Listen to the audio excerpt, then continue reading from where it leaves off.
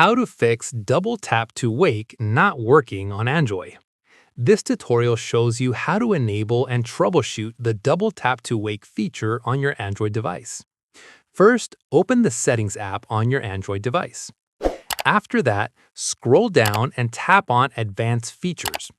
From there, tap on Motions and Gestures to open the gesture settings.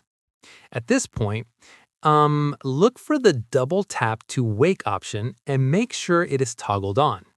In the next step, also check for a double tap to turn off screen option and toggle that on as well if you want to use it. Following this, if both toggles were already on, try toggling them off and back on again to reset the feature. Once done, press and hold the power button until the power menu appears and tap Restart to reboot your device.